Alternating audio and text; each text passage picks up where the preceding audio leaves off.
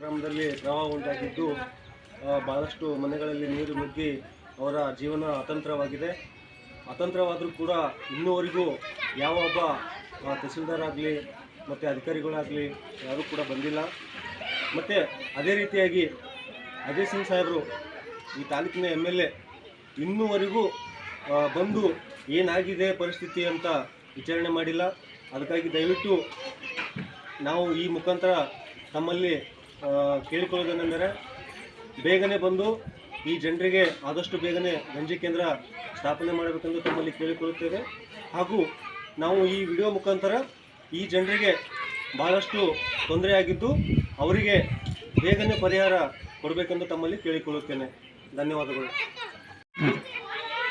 ಜೇವರ್ಗಿ ತಾಲೂಕಿನ ಹರವಾಳ ಗ್ರಾಮದಲ್ಲಿ ಇವತ್ತಿನ ದಿನ ಭೀಮಾ ನದಿ ತುಂಬ ತುಳುಕುತ್ತಾ ಇದೆ.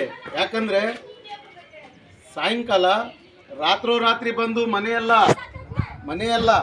ತೊಳಸಿ ಇವೆಲ್ಲ ಮನೆಯೆಲ್ಲ ಸಂಪೂರ್ಣ ಮುಳುಗಡೆ ಆಗಿದೆ. ಎಲ್ಲ ಸಾಮಾನುಗಳು ದಿಕ್ಕಪಾರು ಆಗಿದೆ. ಮಾನ್ಯ ತಹಸೀಲ್ದಾರು ಮತ್ತು RI ಮತ್ತು ತಲಾಟಿಗೆ ಮನವಿ ಮಾಡ್ತಾ ಇದ್ದೀವಿ.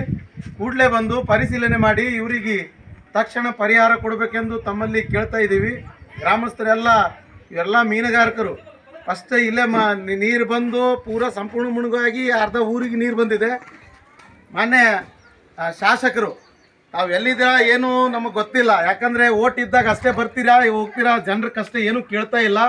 ತಮ್ಮಲ್ಲಿ ನಾವು ಇಷ್ಟಿಲ್ಲ ಇದ್ದರೂ ನಿಮಗೆ ಮನವಿ ಮಾಡ್ತಾ ಇದ್ದೀವಿ. ತಕ್ಷಣ ಇವರಿಗೆ ಪರಿಹಾರ ಕೊಡಬೇಕೆಂದು ನಾವು ಗ್ರಾಮಸ್ಥರೆಲ್ಲ ಕೇಳ್ತಾ ಇದ್ದೀವಿ. ಮತ್ತು ತಕ್ಷಣವೇ ಗಂಜಿ ಕೇಂದ್ರ ಬಂದು ನೀವೆಲ್ಲ ಪರಿಶೀಲನೆ ಮಾಡಿ ತಹಸೀಲ್ದಾರ್ ಕೂಡಲೇ ಬಂದು ಈ ಜನರಿಗೆ ಮುಕ್ತ ಸಹಾಯ ಮಾಡಬೇಕೆಂದು ತಮ್ಮಲ್ಲಿ ಕಳಕಳಿಯಲ್ಲಿ ಕೇಳ್ತಾ ಇದ್ದೀವಿ. ಓಕೆ. ಜೇವರ್ಗಿ ಜನತೆಗೆ ಜೇವರ್ಗಿ ತಾಲೂಕು ಹರವಾಳ ಗ್ರಾಮದಲ್ಲಿ ಛತ್ರಿ ಇಲ್ಲಿ ಎಲ್ಲ ಮೀನುಗಾರಕ ಎಲ್ಲ ಮನೆಯಲ್ಲಿ ಪೂರ ನದಿ ಬಂದು ಪೂರ ಸಂಪೂರ್ಣ ಮುಳುಗಡೆಯಾಗಿದೆ. ದಯಮಾಡಿ ಮಾನ್ಯ ತಹಸೀಲ್ದಾರು ಮತ್ತು RI ಆಫೀಸರ್ ಮತ್ತು ನಮ್ಮ ಊರಿನ ತಲಾಟಿ ಬಂದು ಪರಿಶೀಲನೆ ಮಾಡಿ ಅವರಿಗೆ ಸೂಕ್ತವಾದ ಪರಿಹಾರ ಕೊಡಬೇಕೆಂದು ತಮ್ಮಲ್ಲಿ ಕಳಕಳಿಯಲ್ಲಿ ಈ ವಿಡಿಯೋ ಮುಖಾಂತರ ಹೇಳ್ತಾ ಇದ್ದೀನಿ. ಮತ್ತು ಅವ್ರಿಗೆ ಗಂಜಿ ಕೇಂದ್ರ ತಕ್ಷಣವೇ ಹರವಾಳ ಸ್ಕೂಲಲ್ಲಿ ಎಲ್ಲರೂ ಪಾಪ ಅವರೆಲ್ಲ ಟ್ರ್ಯಾಕ್ಟರ್ನಾಗೆಲ್ಲ ಸಾಮಾನುಗಳು ಹಾಕ್ಕೊಂಡು ನಮ್ಮ ಹರವಾಳ ಗ್ರಾಮದ ಸ್ಕೂಲಲ್ಲಿ ಹೋಗ್ತಾ ಇದ್ದಾರೆ. ತಕ್ಷಣ ಗಂಜಿ ಕೇಂದ್ರ ಅಲ್ಲಿ ಪ್ರಾರಂಭ ಆಗಬೇಕು ಮತ್ತು ಅವ್ರಿಗೆ ಸೂಕ್ತವಾದ ಪರಿಹಾರ ಯಾವುದೇ ರೀತಿಯಾಗಲಿ ಪೂರ ಸಂಪೂರ್ಣ ಮನೆಯಲ್ಲಿ ನೀರನ್ನು ನುಗ್ಗಿ ಎಲ್ಲ ಸಾಮಾನುಗಳು ಈಗಾಗಲೇ ಭೀಮಾ ನದಿಗೆ ಪೂರ ಹರಿದು ಹೋಗ್ತಾ ಇದೆ. ರಾತ್ರೋರಾತ್ರಿ ಮನೆಯಲ್ಲಿ ನೀರು ನುಗ್ಗಿ ಎಲ್ಲ ಸಾಮಾನುಗಳು ಹೋಗ್ತಾ ಇದೆ.